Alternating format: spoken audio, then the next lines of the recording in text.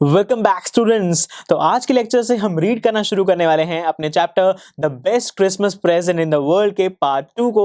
और अब तक की हमने कहानी के अंदर ये देख चुके हैं कि जो हमारे नरेटर हैं वो एक जंक शॉप पर जाते हैं, वहां से खरीदते हैं एक रोल टॉप डेस्क। उस रोल टॉप डेस्क के अंदर उन्हें मिलता है एक लेटर जो कि किसी जिम मैकफर्सन ने अपनी वाइफ मिसेस जिम मैकफर्सन के लिए लिखा हुआ है। एक बार तो हमारे नरेटर को लगता है कि ये लेटर पढ़ना ठीक नहीं है, उन्हें ये लेटर नहीं पढ़ना चाहिए, लेकिन उनकी जो क्यूरियोसिटी है वो उसे ओवर पावर कर जाती है और वो उस लेटर को पढ़ना शुरू कर देते हैं। और अब हमारे पार्ट 2 के अंदर ये देखना होगा कि आखिर ये जो लेटर है इसके अंदर क्या लिखा गया है। क्या ये लेटर के अंदर उस best Christmas present in the world के बारे में कोई बात होने वाली है या फिर नहीं। आइए इस पार्ट 2 को रीड करना शुरू करते हैं और इस बात को जानते हैं। स्टूडेंट्स, पार्ट 2 के अंदर इस पूरे लेटर के अंदर क्या लिखा गया था यही सब बताया गया है। तो चलिए इस लेटर को रीड करते हैं हमारे नरेटर के साथ। Dear Connie, I write to you in a much happier frame of mind because something wonderful has just happened that I must tell you about at once। तो यहाँ पर कह रहे हैं Dearest Connie।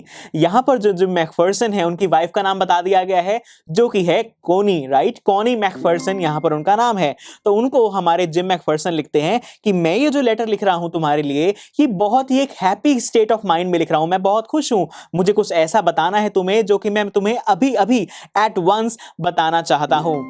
We were all standing on in our trenches yesterday morning, Christmas morning, right? तो यहाँ पर वो बताते हैं कि हम सभी के सभी जो भी हम सोल्जर्स हैं, यस, यहाँ पर ये जो जिम मैकफर्सन है ये थे एक सोल्जर। तो ये कह रहे हैं कि हम सभी अपने ट्रेंचेस में खड़े हुए थे।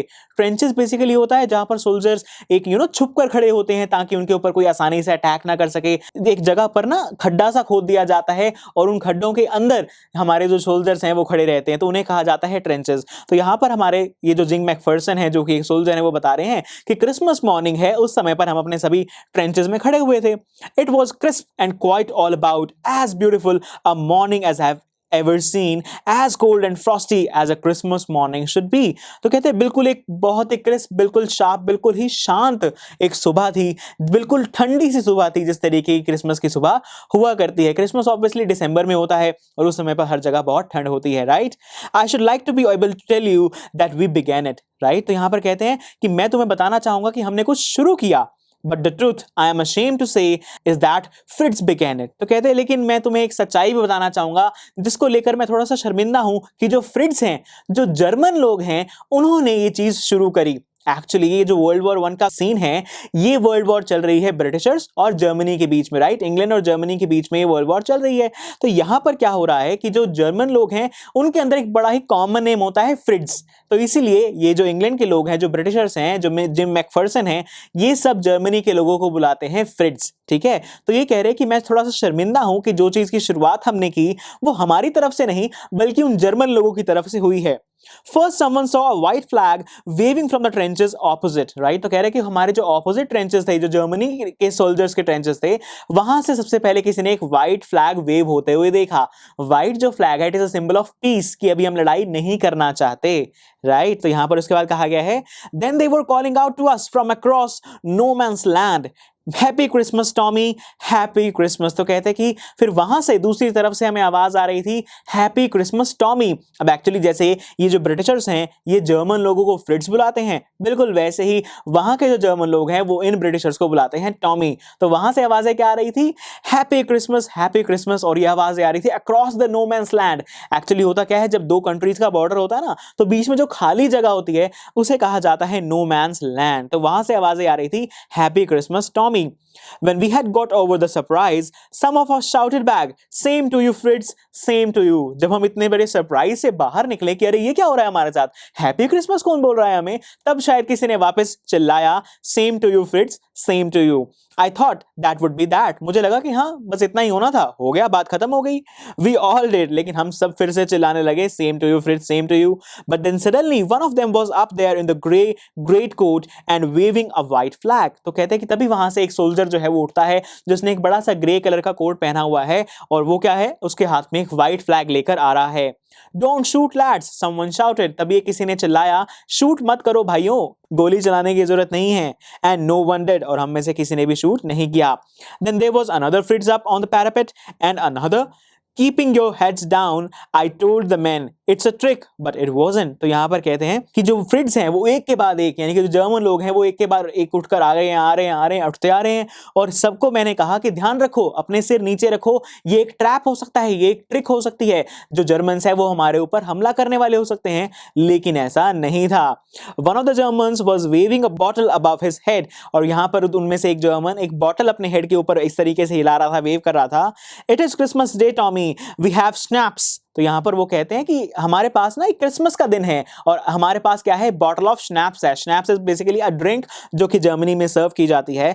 We have sausage, we meet you, yes. तो कहते हैं हमारे पास ये स्नैप्स है, हमारे पास सॉसेज है। सॉसेज भी एक डिश है खाने की, राइट। तो कहते हैं कि हमारे पास सॉसेज है, हमारे पास स्नैप्स है, हम तुमसे मिलना आने चाहते हैं, आ जाएं। By this time there were dozens of them walking towards us across no man's land and not a rifle between them. तो कहते हैं इतने देर में, जितनी देर में ये सब हो रहा था, इतने में डजन्स ऑफ जो फ्रिड्स हैं, जो जर्मन लोग हैं, वो हमारे तरफ चलते हुए आ रहे थे across the no man's land. लेकिन सबसे इंटरेस्टिंग बात क्या है, उनमें से किसी के पास भी राइफल नहीं है, कोई हथियार नहीं है। Little private Morris was the first up. Come on boys, what are we waiting for. हमारे में से एक, यानी कि ब्रिटिशर्स में से एक आदमी उठता है जिसका नाम क्या है, लिटिल प्राइवेट मॉरिस। तो वो उठकर कहता है कि कम ऑन बॉयज, उठो, हम किसका इंतजार कर रहे हैं, वो लोग हमारी तरफ आ रहे हैं, हमें भी उठना चाहिए। And then there was no stopping them, और उसके बाद हम लोग सब भी उठने लगे और कोई किसी को रोक नहीं रहा था। आई वाज द ऑफिसर, मैं ऑफिसर था वहां पर। I should have stopped them then and there। तो कह रहे कि मुझे उस समय उन्हें रोक देना चाहिए था, I suppose, but the truth is that it never even occurred to me I should। तो कहते हैं कि एकदम से मुझे वहां रोकना चाहिए था, ऑफिसर होने के नाते अपनी ड्यूटी निभानी चाहिए थी मुझे, राइट, क्योंकि वो ट्रिक भी हो सकती थी। लेकिन मैंने ऐसा कुछ भी नहीं किया, मैंने उन्हें रोकने की कोशिश नहीं की, क्योंकि मेरे दिमाग में एक ख्याल ही नहीं आया कि मुझे इन्हें रोकना चाहिए, क्योंकि सब कुछ बहुत नेचुरल लग रहा था, बिल्कुल भी ट्रिक नहीं लग रही थी। All along their line and ours, I could see men walking slowly towards one another, grey coats, khaki quotes meeting in the middle. तो मैं देख रहा था कि सब लोग बस एक दूसरे की तरफ बढ़ते जा रहे थे, जहां पर जो ग्रे कोट्स वाले जर्मन्स हैं और खाकी कोट वाले जो ब्रिटिशर्स हैं वो आपस में मिल रहे थे in the middle. And I was one of them, और मैं भी उनमें से ही एक था। I was part of this, मैं भी इसका ही एक हिस्सा था।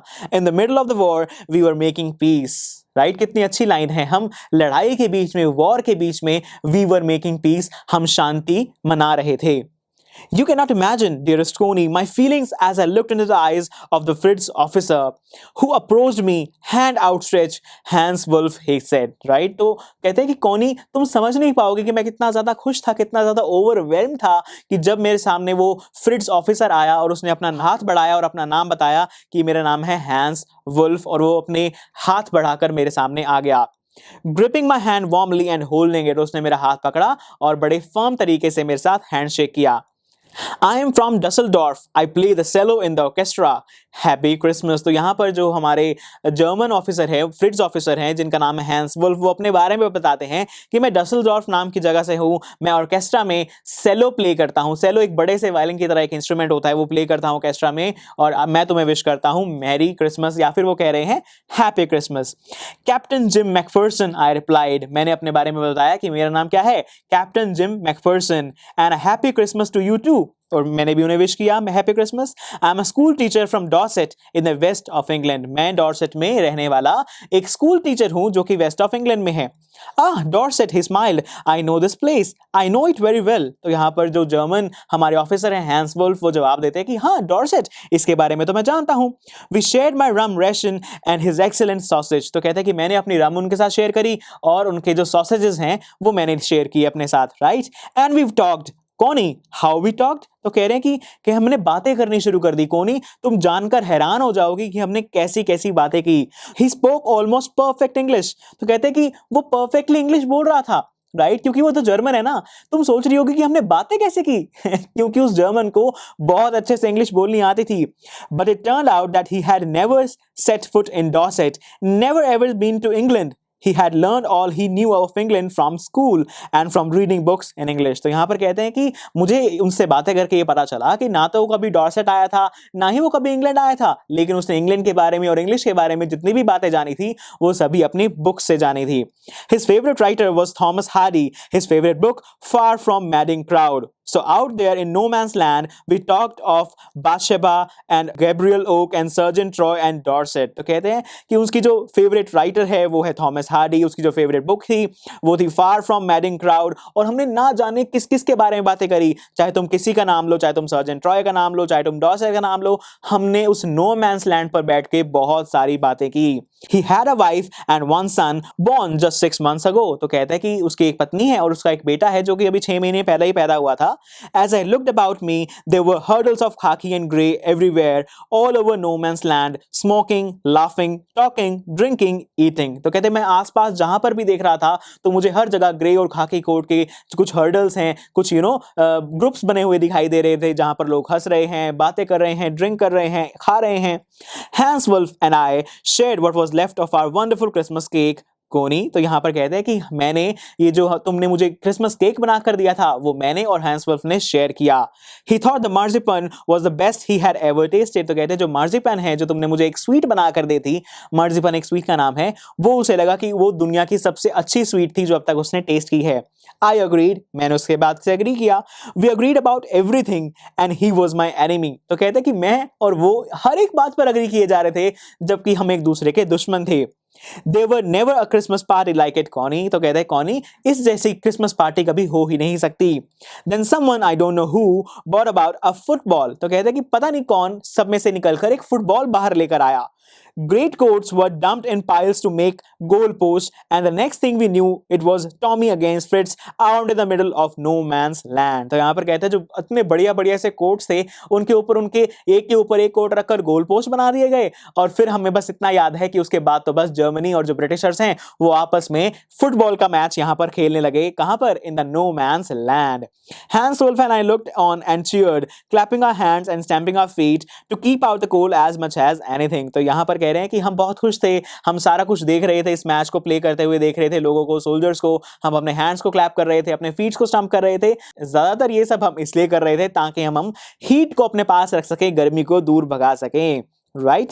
There was a moment when I noticed our breaths mingling in the air between us. और मैंने नोटिस किया कि हमारी जो हवा है, right? हमारी जो सांसें हैं वो हवा में जाने के बाद मिल रही थी। He saw it too and smiled. वो उसने भी यानी कि हमारे हैंस वुल्फ ने भी इस बात को नोटिस किया और स्माइल करने लगा। Gym Macpherson, he said after a while, I think this is how we should resolve this war, a football match. तो यहाँ पर वो कहते हैं हमारे जिम मैकफर्सन से हमारे हैंस वुल्फ कि हमारे तो ये जो वॉर है हमें इन्हें फुटबॉल मैचेस से ही रिजॉल्व कर लेना चाहिए। क्यों? ऐसा क्यों कह रहे हैं?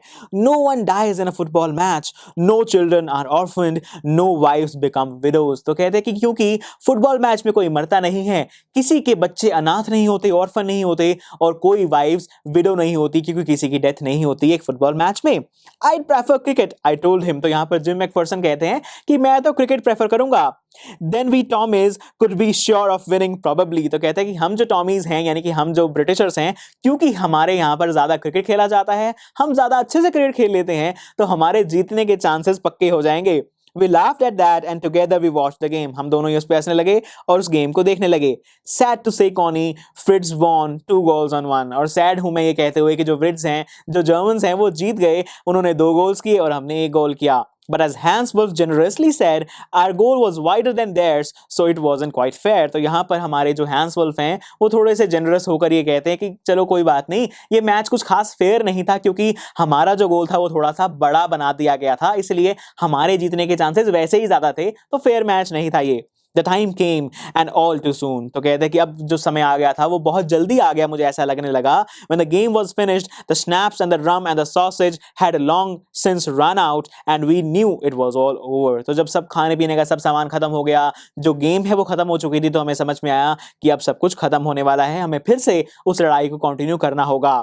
I wished Hans well and told him I hoped he would see his family again soon, that the fighting would end and we would all go home. तो यहाँ पर कहते हैं कि मैंने जो हैंस है उसे सब कुछ अच्छे से विश किया और कहा कि मैं होप करता हूँ कि जो लड़ाई है वो जल्दी ही खत्म हो जाएगी और तुम अपनी फैमिली से मिल पाओगे। I think that is what every soldier wants on both sides, Hans Wolf said. तो हैंस वुल्फ ने कहा कि मुझे लगता है कि हर सोल्जर दोनों ही साइड्स पर, चाहे वो तुम्हारी साइड वाला हो चाहे हमारी साइड वाला हो, यही चाहता है कि जल्दी से जल्दी लड़ाई खत्म हो और सब लौटकर अपनी फैमिली के पास जा सकें. Take care Jim Macpherson, I shall never forget this moment nor you. तो कहते हैं जिम मैकफर्सन अपना ध्यान रखना और मैं तुम्हें बताना चाहूंगा कि मैं ये जो मोमेंट है ना तो मैं तुम्हें कभी भूल पाऊंगा और ना ही किस मोमेंट को भी भूल पाऊंगा. He saluted and walked away from me slowly unwillingly I felt. तो यहां पर कहते हैं कि वो मेरी तरफ से मुड़े, मुझे सैल्यूट करने के बाद वापस जाने लगे अनविलिंगली, यानी कि उनका भी मन नहीं था वापस जाने का, मुझे ऐसा लगा. He turned to wave just once and then became one of the hundreds of grey-coated men drifting back towards their trenches. Right? उन्होंने एक बार पीछे मुड़कर वेव किया और ये जो hundreds of coats वापस जा रहे थे, ग्रे कलर के कोट्स थे जो जर्मन्स थे, उनमें से एक शामिल होकर अपने ट्रेंचेस में वापस चले गए. That night, back in our dugouts, we heard them singing a carol and singing it quite beautifully. और उस रात को हमने, जब हम अपने डगआउट्स में बैठे हुए थे, a shelter for soldiers made by digging a hole in the ground and covering it, right? तो यहाँ पर डगआउट्स भी जैसे ट्रेंचेस हैं वैसे ही डगआउट्स भी हैं, वहां पर खड्डे खोदकर जहां पर सोल्जर्स को रखा गया है, वहां पर इन्हें सुनाई दे रहा था कि जो जर्मन्स हैं वो कैरल्स गा रहे हैं, राइट? क्रिसमस कैरल्स होते हैं ना, जिंगल बेल्स, राइट? तो वो क्रिसमस कैरल्स गा रहे हैं और बहुत ही अच्छे से गा रहे हैं. It was still in Nash silent night. तो यहाँ पर उसका नाम बताया गया कि कौन सी क्रिसमस कैरल गा रहे हैं, वो साइलेंट नाइट गा रहे थे. Our boys gave them a rousing chorus of while shepherds watched. तो इन्होंने भी, यानी कि जो ब्रिटिशर्स हैं, उन्होंने भी गाना वापस शुरू कर दिया और उन्होंने कौन सा गाना गाया? वाइल्ड शेफर्ड्स वॉश्ड, ये वाला कैरल गाया उन्होंने. We exchange carols for a while and then we all fall silent. कुछ देर तक हम ये गाने गाते रहे और फिर हम सारे शांत हो गए. We had our time of peace and goodwill, a time I will treasure as long as I live. तो कहते हैं कि हमारा जो अच्छा समय था वो मैं अच्छे से याद रखूंगा, अपनी पूरी लाइफ कभी नहीं भूल पाऊंगा. Dearest Connie, by Christmas time next year, this war will be nothing but a distant and terrible memory. तो कहते हैं अगले साल क्रिसमस आने तक ये जो लड़ाई है ये एक याद बनकर रह जाएगी, बहुत बुरी सी याद बनकर रह जाएगी. I know from all that happened today how much both armies long for peace. क्योंकि आज मुझे जानता हूँ कि आज जो कुछ हुआ उसके बाद मुझे अच्छे से समझ आ चुका है कि दोनों ही जो आर्मीज हैं वो कितना ज्यादा पीस चाहती हैं. We shall be together again soon, I'm sure of it. हम जल्दी ही साथ होंगे, मैं इस बात को पक्का समझता हूँ कि हम एक दूसरे से जल्दी ही मिलेंगे. Your loving gym. राइट, यहाँ पर लास्ट लाइन उन्होंने लिख दी है कि मैं आशा करता हूं कि हम जल्द ही मिल जाएंगे और हमारा जो सेकंड पार्ट है स्टोरी का वो यहाँ पर खत्म हो जाता है. राइट स्टूडेंट्स, तो अभी तक भी लेकिन हमें इस चैप्टर का जो टाइटल है वो क्लियर नहीं हो पा रहा है कि बेस्ट क्रिसमस प्रेजेंट वो क्या है, जो दुनिया का सबसे अच्छा क्रिसमस प्रेजेंट है वो इस लेटर में भी मेंशन नहीं किया गया. यानी कि अब तो हमें बढ़ना होगा बहुत जल्दी से इस चैप्टर के पार्ट 3 की तरफ, ताकि हमें क्लैरिटी हो जाए कि जो हमारे इस चैप्टर का टाइटल है the best Christmas present in the world वो एक्चुअली में कोई क्रिसमस प्रेजेंट है भी या फिर नहीं, और अगर है तो क्या है. तो चलिए बढ़ते हैं अगले लेक्चर की तरफ और इस चैप्टर के पार्ट 3 को रीड करके इस सवाल का जवाब जानेंगे. आई एम श्योर स्टूडेंट्स आपको ये लेक्चर बहुत ही पसंद आया होगा. तो अगर आप अपने हर कंसेप्ट को इतने ही मजेदार और इंटरेस्टिंग तरीके से क्लियर करना चाहते हैं तो डाउनलोड कीजिए हमारी PuStack ऐप, जहां पर आपके लिए और भी बहुत सारे ऑप्शंस अवेलेबल हैं, जैसे कि sample papers, back exercise solutions, written answers and much more. So what are you waiting for? Download the app now.